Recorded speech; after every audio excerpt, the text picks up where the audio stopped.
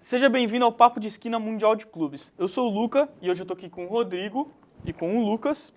E hoje a gente vai comentar sobre a última rodada da fase de grupos e fazer algumas projeções para o mata-mata. E começar falando dos brasileiros, né, que todos passaram, até de forma um pouco surpreendente para quem olhasse antes do torneio, mas vendo o futebol que eles apresentaram, eu acho que não surpreende ninguém. Sim, a gente para pensar que as equipes do futebol brasileiro em si, principalmente a questão do Fluminense, que na boa caiu no grupo mais acessível dentre os 4 clubes que foram participar, acabou surpreendendo, né? Até porque no Campeonato Brasileiro a gente colocava que eles iam sim sofrer na questão do Mundial por não desempenharem aquele futebol igual de 2023, que era na questão do Fernando Diniz, utilizava uma tática, um estilo de jogo muito agressivo, aí quando ele saiu e ficou numa situação muito mais turbulenta, a gente vê que nos jogos contra o San Hyundai, contra o Mamelodi Sundowns e contra o Borussia Dortmund, acabou fazendo arroz com feijão, fez o que devia ser feito,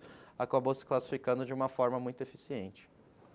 O Fluminense é um caso interessante porque o Fluminense ele começa muito bem a fase de grupos do Super Mundial contra o Borussia, faz aquele jogo que dá esperança para o torcedor. Contra o San tem aqueles tropeços, chega até um ponto do jogo perder o jogo, mas aí consegue a virada muito pelas substituições que o Renato Gaúcho fez. E contra o Mamelodi Sundowns, um jogo de risco para o Fluminense, né? Assim, 0-0, o Fluminense perdesse a partida estaria fora, justamente pro Mamelodi Sundowns. Então, sem contar que o jogo foi muito fraco ofensivamente do Fluminense, né? O Mamelodi teve muito mais chances e domínio de jogo em relação à equipe do Fluminense. E agora pega uma pedreira nas oitavas, que é a Inter de Milão, finalista da Champions, vem com os ânimos um pouco caídos em relação ao que vinha na temporada inteira, justamente abalado pelas derrotas que teve na temporada. Então vai ser um confronto aberto, vamos ver como é que o Fluminense vai se reerguer diante dessa queda de rendimento que a equipe teve ao longo da competição. Sim, bom, quem não decepcionou de jeito nenhum foi o Flamengo, né? Chegou na última rodada já, independente do que acontecesse, passava em primeiro e realmente está mostrando um futebol bem interessante. Você vê pela questão tática, é uma equipe que tem muita dinâmica, né? Desde a sua saída de bola, a questão das transições, é uma equipe que consegue se recompor de uma forma muito eficiente, tem jogadores com uma qualidade individual muito boas, tem a questão do individual, seja, você pode observar a questão do Luiz Araújo, o Everton Cebolinha, Bruno Henrique, Arrascaeta, são todos jogadores extremamente técnicos e desempenham as suas funções de uma forma muito eficiente para dentro do time, né? Então, acabou que o Chelsea não conseguiu estancar não só a questão do lado tático, mas também pelo lado individual. Então, a equipe do Flamengo, ela sim, se a gente for parar para pensar, que vai encarar um Bayern de Munique que é muito superior ao Chelsea. O próprio Bruno Henrique ontem falou isso numa entrevista, né, admitindo a qualidade que o Bayern de Munique tem em relação ao Chelsea. A equipe do Flamengo tem que fazer o arroz com feijão. A gente tem que entender que o futebol brasileiro, infelizmente, ele é muito inferior tecnicamente do europeu nesse quesito. Então, eu acredito que como o Felipe Luiz já foi um lateral esquerdo muito revigorado na medida do tempo que foi passando lá no Atlético de Madrid, sendo ídolo lá, ele com certeza vai colocar a equipe encaixada. Eu acredito também que ele vai dar a bola para o Bayern de Munique jogar, e questão vai ser mais defensivo do que foi com o Chelsea, e com certeza vai ser um jogo assim bem interessante da gente se ver se a gente for parar para ver esse lado, né? Até porque tem um lado individual e um lado técnico muito, muito bom. O Flamengo, ele teve o azar de fazer uma fase de grupos muito boa, né? Porque começou muito bem, aí, óbvio, o ápice do Flamengo na fase de grupos foi o jogo contra o Chelsea, ganhou 3-1, dominou o jogo inteiro, mereceu a vitória. E o último jogo teve o luxo de poupar seus jogadores, justamente pensando nas oitavas de final, que antes achavam que ia pegar o Benfica. O Benfica ganhou do Bayern de Munique na última rodada e agora eles vão enfrentar o Bayern nas oitavas. Confronto difícil para a equipe rubro-negra. Mas eu acho que justamente a equipe do Flamengo tem que ir para cima. Se esperar na defesa muito tempo, provavelmente vai tomar uma grande pressão da equipe do Bayern, que é conhecida justamente por pressionar os seus adversários, sempre está atacando, ter o domínio da posse de bola o jogo inteiro, e posse de bola, eu digo, posse de bola visando o ataque, não aquela posse de bola no meio campo para a defesa. Então, com certeza é o jogo mais difícil do brasileiro nas oitavas e talvez do Mundial. Mas, honestamente, não tem equipe melhor do que o Flamengo, das equipes brasileiras. É a que tem a maior capacidade de enfrentar o Bayern de Munique e fazer um bom jogo, justamente pelo que apresentou na fase de grupo, né? Acho que a gente levar em consideração o jogo da última rodada contra o LFC não é válido, porque era um time misto. Então, vamos ver o que vai acontecer nesse jogo contra o Bayern nas oitavas. E também destacar o Alessian, né? O Alessian, jovem, mas entrou muito bem contra o Chelsea e contra o LFC, marcando o gol do empate na última partida, e também o 3-1 contra o Chelsea. 27 minutos jogados, mas um impacto imediato, né? 2 gols. Nessa questão de que você falou sobre o volume ofensivo do Flamengo, né, é importante que a gente destaque que nesses 3 jogos que o Flamengo jogou, ele finalizou 43 vezes, e sendo 19 delas ao gol. O que a gente para pensar em relação a isso? A equipe do Flamengo, igual a gente explicou bastante, a questão técnica ela é muito valorizada nesse sentido, né? Você vê que a qualidade técnica dos jogadores que estão à frente é intensidade o tempo inteiro. Então, em questão ao Bayern de Munique, que é um time que é muito bem postado, com certeza a equipe do Flamengo, além de, obviamente, buscar muito o lado defensivo, vai tentar ser superior no quesito ofensivo. Então, o que eu quero dizer em relação a isso? O Botafogo venceu o jogo contra o Paris Saint-Germain dando a bola para o adversário. Jogou num 4-3-3, fechando muito o lado do meio. Então, assim, obrigando o time a jogar pelas beiradas. O Flamengo até pode desempenhar esse tipo de jogo, só que, infelizmente, a equipe do Bayern de Munique tem pontas de lança muito bons. Então, é importante que o Flamengo ele tenha essa humildade de saber que é inferior ao Bayern de Munique no quesito técnico, né? Então, é isso que, com certeza, essas 43 finalizações contra esses 3 adversários, pode sim, óbvio, futebol é uma caixinha de surpresas, mas em teoria não vai desempenhar esse lado ofensivo tanto quanto desempenhou nesses 3 últimos jogos. Bom, e também temos o Palmeiras, que teve uma classificação, não vou dizer tensa, mas que rendeu algumas emoções essa última rodada, né? Exatamente. O Palmeiras achou que seria o jogo mais tranquilo da fase de grupos, com o Inter de Miami, que é sim uma equipe fragilizada defensivamente, o ataque que pressiona muito pouco a defesa, mas o jogo não foi assim, né? A gente viu o contrário. Na verdade, o Inter de Miami começou muito bem o jogo, fez um gol muito cedo também, e aí conta com a infelicidade da lesão do Murilo no lance para acompanhar o Allende, meio campo do Inter de Miami, que, por sinal, foi muito bem, soube ler muito bem as jogadas do Suárez, do Messi, buscando a velocidade justamente dele. Então, aproveitou muito bem essa oportunidade no jogo. E eu acho que o grande ponto do Palmeiras na partida contra o Inter de Miami foi justamente a escalação. O Palmeiras já veio com uma escalação errada, com o Lucas Evangelista no meio campo, Marcos Rocha na lateral, e o Rafael Veiga, né, ídolo da torcida do Palmeiras, mas que há um tempo já não vem desempenhando aquilo que ele estava acostumado a produzir no campo, né. Então teve esses erros, o Palmeiras estava muito perdido na marcação no primeiro tempo, no segundo até deu uma ajeitada, justamente com as substituições que o Abel fez, entrando o Maurício no segundo tempo, depois o Paulinho, que deu um ótimo volume de jogo, inclusive foi o responsável por mudar o placar do jogo, tanto pelo gol, mas sim pela sua participação durante a partida.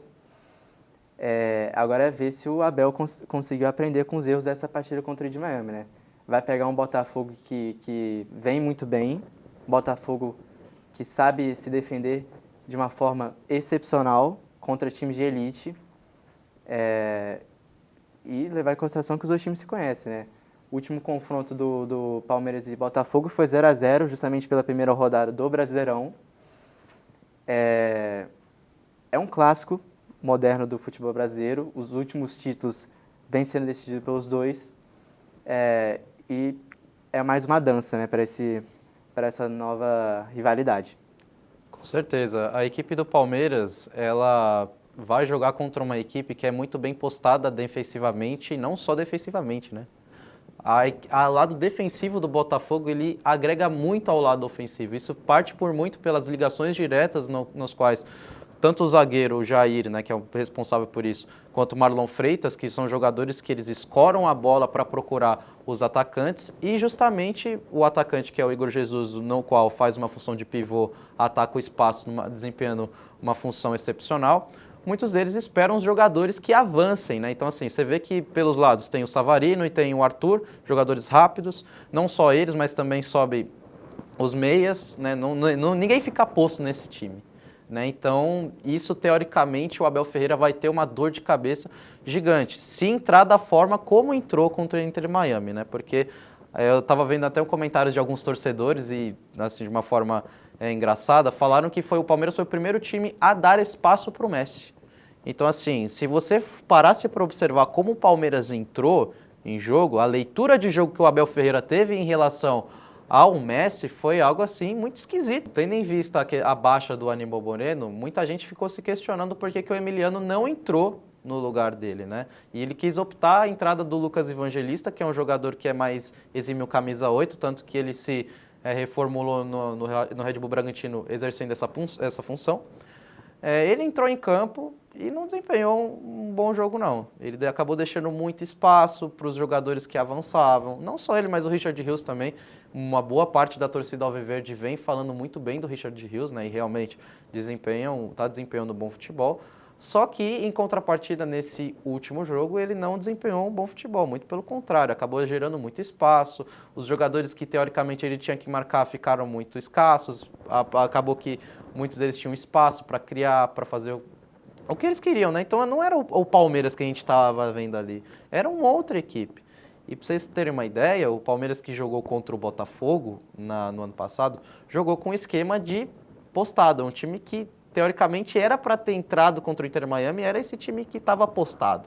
Só que assim, quando você joga contra uns times que são rotativos, então, assim, por exemplo, na época, quando o Palmeiras jogou contra o Botafogo na Libertadores, o Thiago Almada, que era essa válvula de escape para o Botafogo, ele era um cara muito rotativo.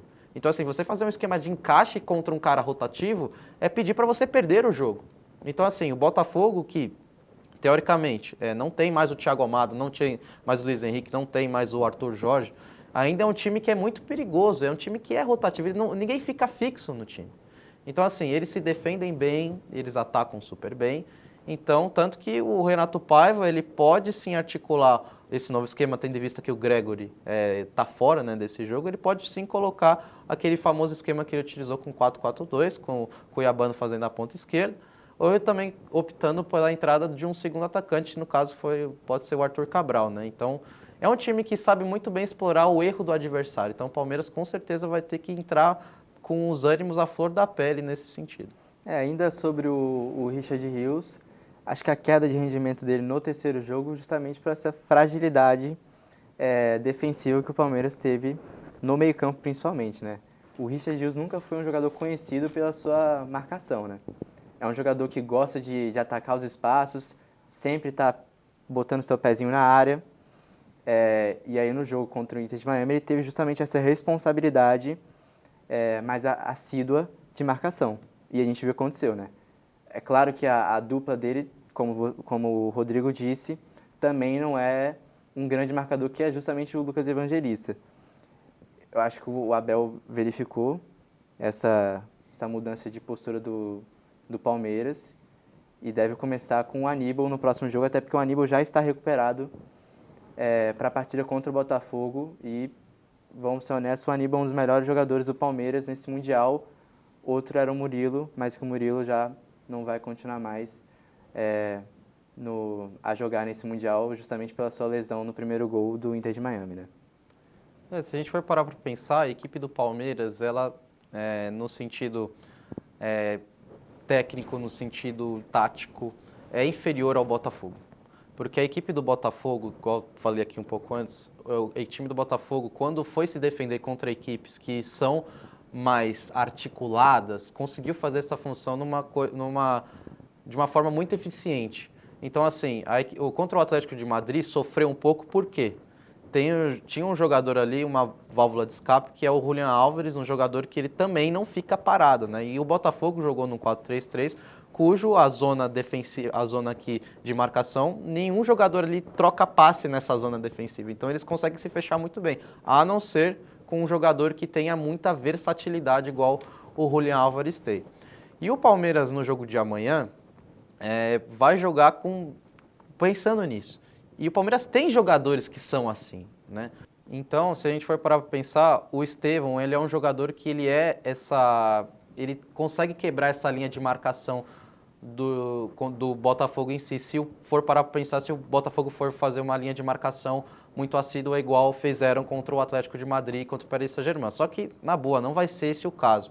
Muito possivelmente o Botafogo vai entrar no esquema igual entrou contra a equipe do Seattle Sounders, né? Então, e conseguiu vencer atacando, por mais que tenha sofrido sustos ali, conseguiu fazer uma partida muito sólida. Então, em relação à equipe do Palmeiras, para tentar quebrar essa linha, justamente tentar um passe diferente, um drible diferente, sabe? Tentar jogar mais no abafa, né? Até porque a equipe do Botafogo, ela consegue sim estancar muito bem a equipe do Palmeiras. E lógico, pro lado do Botafogo, é que tem uma certa superioridade, né, neste exato momento, né, que a gente está falando, mas a gente tem que contar com uma coisa, a equipe do Botafogo não rodou seu elenco, jogou embaixo de um sol de 30 a 32 graus, no Rose Bowl Stadium, que é lá em Los Angeles, uma região que tem muito calor, e pode sim ser um fator importante para o Palmeiras. Agora, a equipe do Botafogo, taticamente, ao meu ver, ela é muito superior à equipe do Palmeiras. O caso interessante do Botafogo é justamente ver o quão essa ausência do Gregory vai afetar a equipe, né? O Gregory, ele teve um cartão irresponsável contra o Atlético de Madrid, 1-0 para o Atlético de Madrid, ele foi querer fazer cera e tomou o cartão amarelo e ficou fora do jogo das oitavas de final. O Gregory, ele é marcado justamente por essas inconstâncias de comportamento, a gente sabe que na final da Libertadores ele foi expulso, o Botafogo ganhou aquele jogo, mas a gente sabe que o contexto poderia ter sido muito diferente justamente por estar jogando com um homem a menos e novamente em momentos importantes ele justamente comete esse erro de ausentar a equipe para uma partida importante, sem contar que ele já tinha feito um pênalti justamente contra o Atlético de Madrid e teve a sorte de ser anulado justamente por conta de um empurrão que o Solotti deu no zagueiro do Botafogo. É ver como é que a equipe vai se reconfigurar. O Botafogo está jogando com três meio-campistas e agora vai ter que mudar, né? Ou ele continua com o esquema de 3 meio-campistas botando o Newton para suprir essa ausência do Gregory, ou justamente ele pode jogar no 4-4-2, fazendo, por exemplo, uma dobra de laterais com Alex Telles e Cuiabano, e quem sabe uma dupla de atacantes com Igor Jesus, ou Mastriani, ou justamente o Arthur Cabral, que chegou recentemente no clube do Botafogo. Vai ser um confronto muito aberto, um confronto muito difícil, mas eu acho que o Botafogo vai estar à vantagem justamente por essa casca que o Botafogo criou ao longo da competição, diferente do Palmeiras, que até agora é uma decepção no campeonato. Bom, eu acho que para fechar os sul-americanos a gente pode falar um pouco do River e do Boca, né? Os dois que foram desclassificados, né? Logo na fase de grupos. Mostraram ali, em alguns momentos, alguns lampejos do que podia ser um bom futebol, mas ficaram bem abaixo, né? Sim, sim. A equipe do River Plate, acredito eu, que hoje ela é muito superior à do Boca, né? Você vê que tem jogadores ali, por exemplo, o Acunha, tem o Montiel, que é o lateral que fez o gol da Copa, tem o Armani, o goleiro. Tem jogadores assim que a gente vê e que desempenham uma qualidade técnica absurda.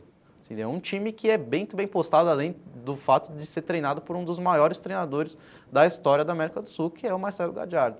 Em questão ao jogo do River contra o Monterrey em si, é um jogo para o River Plate ganhar, né? Então, tendo em vista que você vai jogar contra uma Inter de Milão, que por mais que tenha sido vice na UEFA Champions League no jogo contra o Paris Saint-Germain, você tem chances assim de vencer uma equipe dessa, sabe? Então, por mais que é uma equipe que joga sempre num esquema que é muito árduo, joga num 3-5-2, num abafa todo, tal. Tem jogadores no meio para frente que tem uma qualidade assim, a gente pode ver com o Lautaro Martinez, com o Nicolo Barella, jogadores da linha defensiva como o Bastoni. Por exemplo, o Bastoni fez um golaço em cima da defesa do River Plate, passando por cima de todo mundo, né? Então, a gente esperava que o River Plate ia encarar o Fluminense, né, nessas oitavas de final. Só que, assim, ao meu ver, foi uma grande decepção ter sido desclassificado no grupo, que até que era fácil.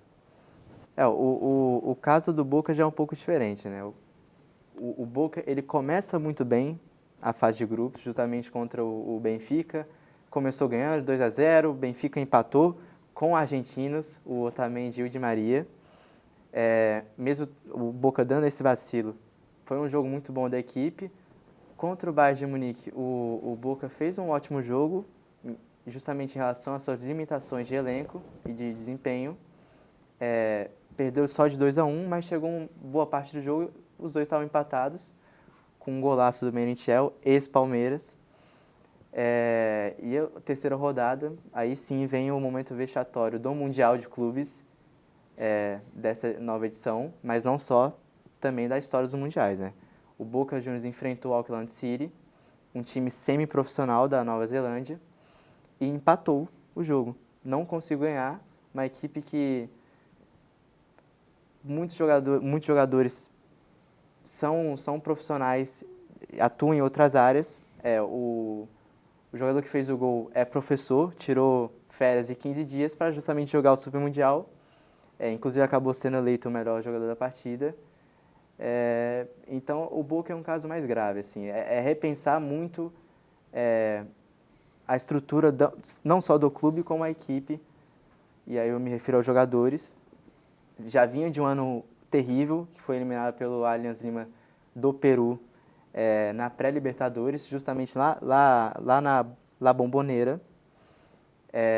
Não vem fazendo uma boa atuação no Campeonato Argentino também.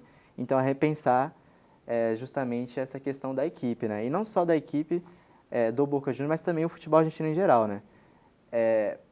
O fato dos dois times, tanto o River quanto o Boca, não terem passado para as oitavas de final reflete muito o que é a Libertadores nos últimos anos, né? Justamente a superioridade das equipes brasileiras, né? A última vez que uma equipe da Argentina ganhou a Libertadores foi em 2018, justamente com o River Plate, e a última vez que uma equipe argentina chegou na final foi o Boca Juniors em 2023. Então, rever toda essa estrutura do futebol argentino e, é claro, usar como referência o desempenho das duas equipes no Mundial. Agora, como eu já disse no outro episódio, é mata-mata. Sem margem para erro, sem nada. E vamos fazer uma espécie de projeção aqui do que a gente acha que vai acontecer nesse mata-mata, começando pelo lado A da chave, Botafogo e Palmeiras.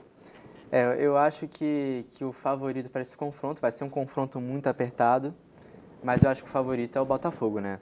Justamente visando esse crescimento que a equipe teve na fase de grupos até agora e, claro, conciliando com a fase que o Palmeiras vem no Mundial, que é justamente essa instabilidade de desempenho, né? Começou muito bem com o Porto, contra o Ali teve uma vitória, mas muitos momentos passou o perrengue, e contra o Inter de Miami, uma atuação deplorável, né? Então, acho que justamente por conta dessa diferença de desempenho entre as duas equipes, eu acho que o Botafogo é o favorito para passar. Sigo com ele, acredito que o Botafogo vai passar sim, até por conta pelo lado tático, pelo lado técnico, coisa que eu já falei aqui. Só que também uma outra coisa que é muito importante a gente ressaltar dentro desse confronto, o Palmeiras não vence o Botafogo desde 2023 na virada pelo 4-3, né? No jogo que decidiu o Campeonato Brasileiro de 2023, né? Então, de certa forma, isso acredito que impacte, né, a equipe. E o Abel Ferreira, nesses últimos anos, né, no caso 2023, 2024, não vence um jogo decisivo, né? Então, acredito que o Botafogo tenha mais casca em relação ao Palmeiras, portanto, para mim o Botafogo passa. Vamos lá então, Benfica e Chelsea. Benfica e Chelsea é um confronto interessante, né? O Benfica é um time que tem tido uma intensidade muito boa no Mundial de Clubes. Ganhou do Bayern de Munique, é claro, Bayern de Munique com time misto e tal, méritos muito ao goleiro do Benfica por ter segurado a equipe alemã no segundo tempo. Mas aí eu vou optar pelos talentos, né? Acho que o Chelsea tem muito mais talento individual do que o Benfica, então eu vou de Chelsea. Eu acho que esse confronto ele é muito morno. É um confronto que a gente não sabe assim quem que realmente vai passar, ao meu ver, porque a equipe do Chelsea jogando contra o Flamengo, que é uma equipe que muito forte, né, muito poderosa defensivamente, ofensivamente, do lado tático perfeito, o Chelsea não conseguiu estancar eles, né? Então, de certa forma, a gente pensou que o Chelsea ia fazer um jogo de igual para igual contra o Flamengo, né? E coisa que realmente não aconteceu. Só que também, pelo outro lado, o Benfica, que é uma equipe que, ao longo desses anos, desempenha um futebol também muito morno. Ok, que no começo desse ano fez um jogo muito bom contra o Barcelona, né? Fez o jogo que foi, se eu não me engano, 5-4 para a equipe do Barcelona. Tem seus diferenciais dentro do time, né? Tem um atacante que é muito bom, que é o Pavlidis e tal. Só que no quesito técnico, quesito tático, ainda é muito inferior ao Chelsea. Então, para mim, o Chelsea passa. Próximo, então, Fluminense e Inter de Milão. É um confronto que, assim, depende muito do dia que a Inter tiver, né? A Inter de Milão, pós-final da Champions League, sofreu essa instabilidade, mas ao longo da competição foi aumentando seu desempenho, né? E acho que o ápice seria o jogo passado contra o River Plate, em que a equipe ela se tornou mais próxima daquela Inter que a gente estava acostumado a ver durante essa temporada, e não só essa temporada, mas temporadas passadas também.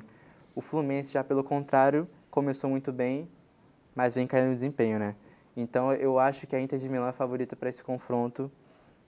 Acho que talvez seja um jogo apertado nos primeiros minutos, mas aí acho que depois a Inter de Milão deve dominar o jogo justamente por conta dessa força física que a Inter de Milão é conhecida por ter, né?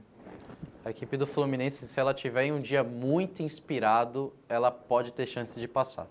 Porque é o seguinte, eu falei aqui um pouco sobre a questão dos jogadores rotativos, e o Fluminense tem um jogador que é um diferencial nesse quesito, que é o John Arias, né? Então, a equipe da Inter de Milão, que é sempre muito bem postada defensivamente, pode sim sofrer em relação a ele. Só que também, né, o futebol não é jogado por um jogador só, né? A equipe do Fluminense tem que entrar com uma mentalidade igual entrou contra a equipe do Borussia Dortmund, dominou a equipe alemã do começo ao fim do jogo.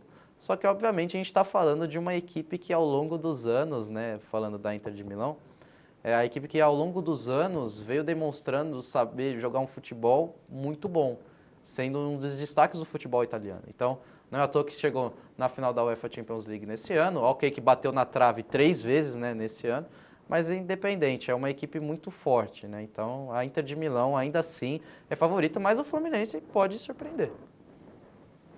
E agora, por último, no lado A, Manchester City e Al Hilal. O Manchester City é uma das equipes que tem apresentado o melhor futebol nesse Mundial, né? Fez um jogo excelente contra a Juventus, 5-2 para a equipe do Manchester City. E o Al Hilal fez um ótimo jogo contra o Real Madrid, inclusive jogou melhor do que o Real Madrid, na minha opinião. Eu honestamente acho que o City vai ganhar com uma certa vantagem esse jogo. O Al Hilal é uma equipe que tem bons jogadores, mas o Manchester City, ainda mais com os reforços que teve para essa temporada, eu acho que vai ser o favorito, mas vai ser um jogo animado. Acho que as duas equipes vão render um bom futebol para o torcedor justamente, vai ser um bom espetáculo. Mas o City é favorito. O City é favorito não só para esse jogo, mas também para conquistar o título do Super Mundial. A equipe do Manchester City em relação à do Al Hilal não tem nem comparação, né? É uma equipe que se qualifica em qualquer setor do campo, né, em relação à equipe do Al Hilal, né? Só que assim, a gente tem que valorizar um pouco pelo que o Al Hilal desempenhou também, né? A gente não pode descartar, né? O futebol é uma caixinha de surpresas. No jogo contra o Real Madrid, por exemplo, o Bono, que foi o destaque da partida, defendeu um pênalti. Então, assim, esses lados, eles podem sim ser inseridos, né? A gente tem que ser colocado. Só que a gente está falando de uma equipe que é qualificada em qualquer quesito, né? Então, é muito difícil não falar que é o Manchester City, né? Então, não só favorito para esse jogo, mas também é favorito para o título. Bom, seguindo ainda no lado A, vamos fazer o resto da projeção para descobrir o primeiro finalista. Então, quartas de final, Botafogo e Chelsea. Botafogo e Chelsea, eu acho que pelo baixo nível de futebol que o Chelsea apresentou nessa fase de grupo e o futebol surpreendente que o Botafogo apresentou até o momento, eu acho que o Botafogo consegue ganhar do Chelsea e avançar para a semifinal. Até por conta dessa... Eu acho que o que vai fazer muita diferença nesse jogo seria justamente essa solidez defensiva que a equipe do Botafogo tem. E juntando com o empobrecimento ofensivo que a equipe do Chelsea vem enfrentando, justamente pela falta de rendimento e a queda do Cole Palmer, né? O Cole Palmer, até o momento, ele parece que não chegou no Mundial de Clubes, né? Não só no Mundial de Clubes, mas a segunda metade da temporada do Cole Palmer é terrível. Então, acho que justamente esses dois fatores podem fazer diferença. Então, acho que a equipe do Botafogo vai avançar para as semifinais. Bom, você vê que a equipe do Chelsea ela é muito dependente do Cole Palmer, né? Na final contra o Real Betis na Conference League, ficou muito nítido isso. No primeiro tempo, a equipe do Betis dominou, só que aí depois que o Cole Palmer começou a entrar no jogo, aí o Chelsea desencantou, né? Então é um time muito dependente dele. Claro, tem outros jogadores que são muito bons e etc, mas em questão ao Botafogo, que já venceu o Paris Saint-Germain, eu não vejo um outro placar a não ser um resultado bom para o Botafogo. Próximo jogo, Inter de Milão e Manchester City. As equipes vêm em momentos diferentes do que chegaram na final de 2023 da Champions League, né? Acho que o City é amplo favorito para esse jogo, justamente por essa questão do emocional da Inter de Milão e pela falta de confiança dos atletas da equipe italiana. E o City vem nesse aumento de desempenho da equipe ao longo do Mundial. É um elenco muito completo, né? Tem ótimos jogadores, já tinha antes dos reforços e agora, com a equipe reforçada, joga um futebol muito bonito, né? Acho que o Pep Guardiola conseguiu ajeitar a equipe aos moldes Pep Guardiola, que a gente conhece. Então, acho que esse confronto vai dar Manchester City. Sigo com ele. A equipe do Manchester City, em relação à da Inter de Milão, hoje em dia é superior também em tudo. Né, ainda mais pelo fato de a gente ver que a Inter de Milão, nesse último Mundial, não jogou contra equipes que deram dor de cabeça, por mais que empatou com o Monterrey, ainda é uma equipe que, obviamente, tinha para enfrentar também, a gente tem que pensar muito por esse lado também, né? Os jogadores que saem da Europa num clima que é naturalmente frio, né, e jogam num calor de 30 graus, com certeza isso impacta, né? Mas isso não é motivo, né? Não é algo que a gente tem que colocar em jogo, né? Óbvio, a equipe do Manchester City se adaptou, ela consegue se adaptar em qualquer ambiente, ao meu ver, e a da Inter de Milão parece que ela não entrou nisso. Só que, óbvio, jogou contra equipes que são inferiores tecnicamente, né? Então, por isso que acho que por esse lado também pauta muito. O Manchester City jogou contra uma Juventus e acabou goleando, né? Sem dó nem piedade, e por isso que o Manchester City passa para mim. E a semifinal agora para descobrir o primeiro finalista, Botafogo e Manchester City.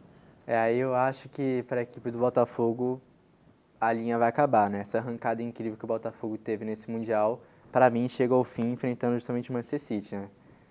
Eu acho que o City vai ter um amplo domínio nesse jogo contra o Botafogo e é o que vai fazer eles ganharem, né? O Botafogo vai chegar a um ponto que não vai conseguir segurar mais o Manchester City, de tanta pressão e oportunidades criadas pelo Manchester City. Então, o Manchester City vai ganhar esse jogo. Sigo com ele, Manchester City, por mais que o Botafogo, se a gente for parar para pensar, ganhou da melhor equipe do mundo atualmente, né? Jogando em um esquema defensivo muito bom, dando a bola para o adversário. Só que em questão ao Manchester City tem muita diferença em relação ao do Paris Saint-Germain, né? Porque o Manchester City, ele tem jogadores, assim, não estou falando que a equipe do Paris Saint-Germain não tenha, mas a equipe do Manchester City tem jogadores bons em tudo quanto é canto. Então, assim, além de, obviamente, ter um treinador que é excepcional, um treinador que ele mudou a nossa forma de ver futebol, né? Então, com certeza, a equipe do Botafogo, se ela quiser ganhar desse Manchester City, tem que suar muito a camisa. Então, não consigo ver, a não ser o Manchester City avançando para a final. Bom, sabendo agora o primeiro finalista, o Manchester City, vamos passar para o lado B da chave. Nas oitavas de final, vamos começar com PSG e Inter Miami. Eu acho que é o confronto que tem a maior diferença, né? O PSG tem um elenco recheado, e não só um elenco recheado, mas também um elenco que fez um desempenho muito bom durante a temporada, e o Inter de Miami é frágil defensivamente, é uma equipe que não tem a intensidade que o PSG tem, então se você quer assistir um jogo que tenha muitos gols, bote PSG e Inter de Miami, porque possivelmente vai ser uma goleada do PSG. Sigo com ele, a equipe do Paris Saint-Germain também, a gente tem que parar para pensar, é que a gente pode ter uma lei do ex, né, a questão do Messi, só que, óbvio, é muito difícil, né, um jogador que jogue sozinho, né, nesse elenco tá aqui, em questão a...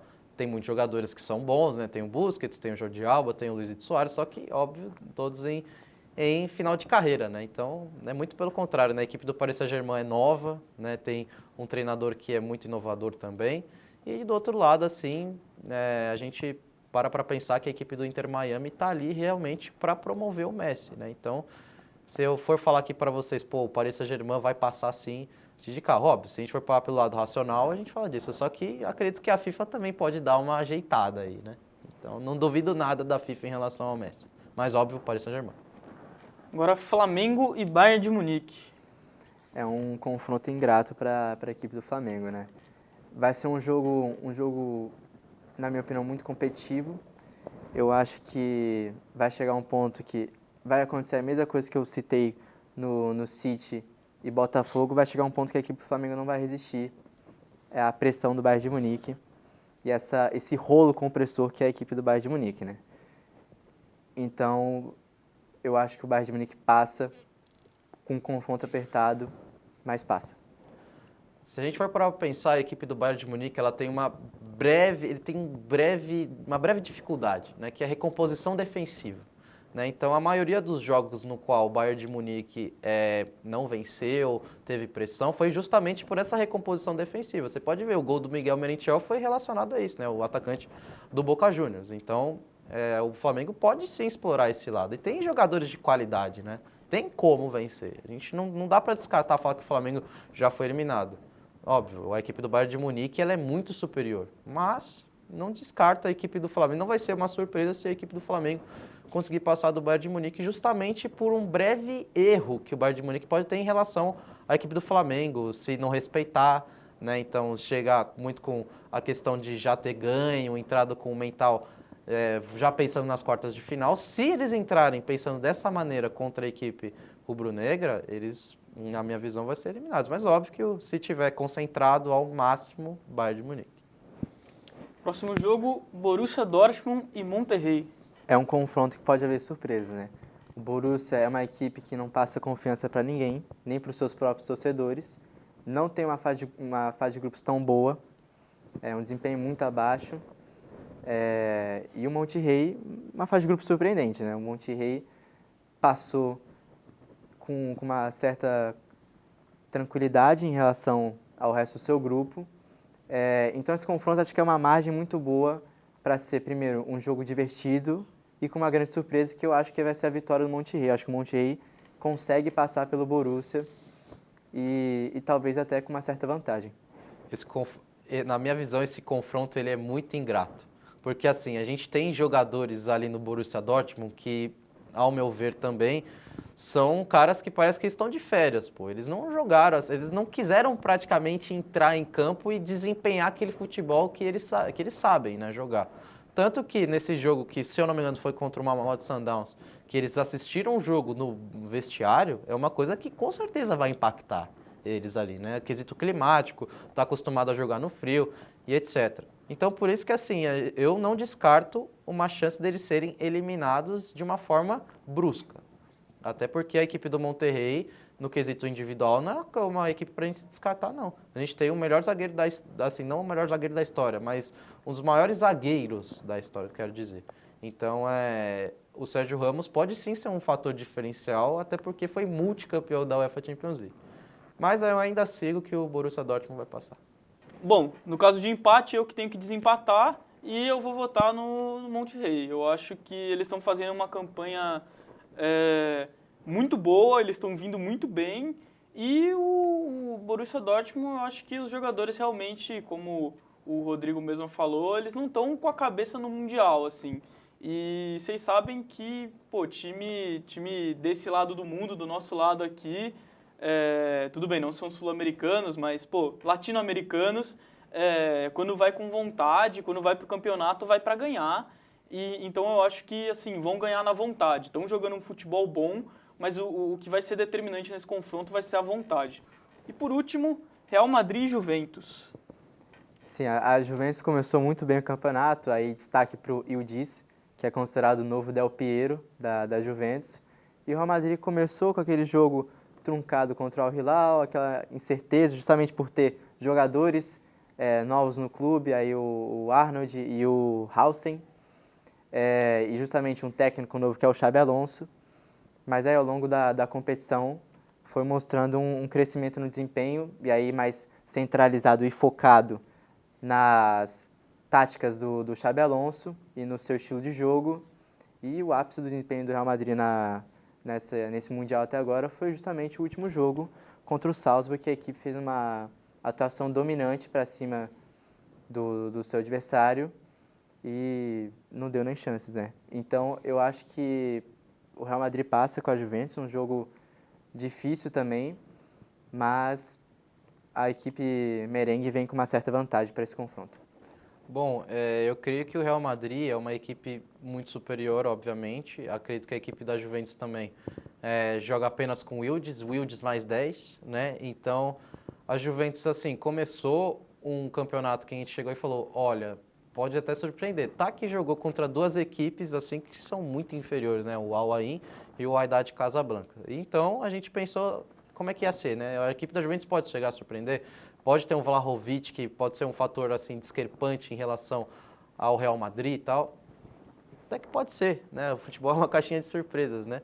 Mas no jogo contra o Manchester City ficou nítido, mas muito nítido mesmo, o quanto que quando eles enfrentam uma equipe que é muito poderosa, eles não conseguem desempenhar um bom futebol. Agora falando pelo lado do Real Madrid, a equipe do Xabi Alonso, né, justamente falando dele, no qual fez um Bayer Leverkusen como se fosse um rolo compressor nessa última temporada, acabou trazendo jogadores que sim, são do apto dele. Você vê que a chegada do Trent Alexander-Arnold, que é um cara que é muito versátil, não joga apenas pela lateral direita, mas ele pode também desempenhar uma função tanto na meia direita quanto jogando de volante, né? Ele jogou assim, né, no jogo contra o Pachuca, por exemplo, e também, se eu não me engano, contra o Al Hilal. E esses fatores diferentes que a equipe do Real Madrid pode tendo à medida do tempo, vai com certeza fazer a equipe merengue ficar cada vez mais forte. Então, desde já, o Real Madrid está se iniciando uma nova era. Portanto, o Real Madrid passa da Juventus. Continuando agora para as quartas do lado B, PSG e Bayern de Munique. Confronto, quiçá o melhor confronto e o mais disputado até agora do Mundial, né? Que acontecerá nessa nossa previsão. É até difícil palpitar, né? Assim, o Bayern ele vem muito sólido, né, nesse Mundial de Clubes, parece estar levando muito a sério a competição, inclusive até respondendo às dúvidas que muitos brasileiros têm dessa questão qual é o nível de seriedade dos times europeus, e o Bayern é um exemplo disso, que está levando muito a sério a competição, né? Sem contar que um elenco muito talentoso, com o Olise, que vem jogando muito bem, o Kimmich, que é o rosto do Bayern de Munique, e o PSG, que vem nessa nova fase, nessa fase que é avassaladora, um time muito jovem, mas um time muito completo também. Eu acho que o Bayern de Munique passa sobre o PSG, justamente por essa questão de ser uma equipe muito sólida. O PSG ele tem essas invariabilidades ao longo dos jogos, sempre tem aquele momento de concentração, e eu acho que o Bayern não tem esses lapsos que o PSG tem. Então, justamente nessa questão de concentração e, lógico, de entrosamento da equipe, eu acho que o Bayern de Munique avança sobre o PSG. Bom, em questão a concentração, a equipe do Bayern de Munique, para mim, está muito mais concentrada do que a do PSG. Por quê? O Luiz Henrique chegou numa coletiva e falou que está levando como se fosse uma colônia de férias, né? Lá nos Estados Unidos, seja para treinar de manhã e à tarde ficar livre, né? Então, que também é merecido, né? Se a gente for parar para pensar, ganhou uma UEFA Champions League assim de uma forma incrível. Se a gente for parar para pensar, se fosse no campeonato igual a UEFA Champions League nesse confronto, eu falaria Paris Saint-Germain. Só que neste lado, neste campeonato, como eles estão tratando a seriedade, assim, mais por esse fato, eu vou de Bayern de Munique. Bom, o segundo jogo das quartas, do lado B, é Monterrey e Real Madrid. Eu acho que não tem nem disputa esse jogo, honestamente. A equipe do Monterrey até surpreendeu, e segundo a nossa profissão vai surpreender contra o Borussia, mas o Real Madrid não vai dar essa brecha para o Monterrey surpreender ele, né? O Real Madrid tem essa questão justamente da defesa ser um ponto fraco da equipe. Eu acho que se fosse para enfatizar um jogador em específico, seria o Arnold. O Arnold, ele é muito bom com a bola, ele é um gênio do futebol, mas defensivamente ele deixa muito a desejar, justamente para um lateral. Um lateral ele precisa saber marcar bem, e o Arnold não sabe. Então acho que a equipe do Monterrey pode usar isso a favor deles, mas acho que não vai ter disputa. Inclusive acho que pode ser uma goleada do Real Madrid para cima da equipe mexicana. Sigo nessa mesma linha de raciocínio, só que a equipe do Real Madrid contra essas, óbvio, a equipe do Real Madrid contra essas equipes sul-americanas, latinas, tal, sempre desempenha um futebol que a gente fala, a gente já ganhou mesmo. Então, você vê nos últimos jogos dos mundiais, tal, a equipe do Real Madrid assim sequer se esforçou, né? No último jogo da final do Intercontinental, né, que agora a gente chama como último modelo do mundial, enfrentou o Pachuca e acabou vencendo assim sem riscos, né? Então também se enfrentar na fase de grupos e tal. E bom, Real Madrid contra o Monterrey a gente não tem muito o que falar, né, no sentido. O Real Madrid passa, a gente pode ter uma lei do ex, né, que é com o gol do Sérgio Ramos, mas fora isso a gente não tem muito o que falar não, é uma discrepância gigante. E agora para semis, Bayern e Real Madrid. Confronto também apertado, mas eu acho que o Bayern passa. O Bayern passa porque o Real Madrid vem justamente nessa questão da mudança de técnico, de novos jogadores chegando, a equipe tem essa instabilidade defensiva e o Bayern de Munique vem muito bem na competição. É um confronto que já se repetiu algumas vezes na Champions League, inclusive confrontos polêmicos de arbitragem, erros de impedimento, expulsões que são controversas. Então o confronto tem muita história. Se enfrentaram há 2 anos atrás na Champions League, que o Real Madrid foi campeão, na Champions League de 2024. Mas as equipes vêm de momentos diferentes. Vale ressaltar que o Real Madrid provavelmente terá o retorno de Kylian Mbappé, que foi o artilheiro da equipe na última temporada. Ver como é que o Mbappé vai se encaixar nesse novo modelo de estilo de jogo do Xabi Alonso. Mas eu acho que o Bayern de Munique passa. O Bayern de Munique é muito mais estruturado. O Kompany é um ótimo técnico e provavelmente a equipe alemã vai avançar para a final. Bom, em questão a esse confronto, a gente está vivendo um momento em que o Real Madrid está passando por mudanças, né? O Ancelotti saindo, a vinda do Xabi Alonso, que é um ídolo da equipe merengue, né? Tem tudo assim para dar certo, francamente.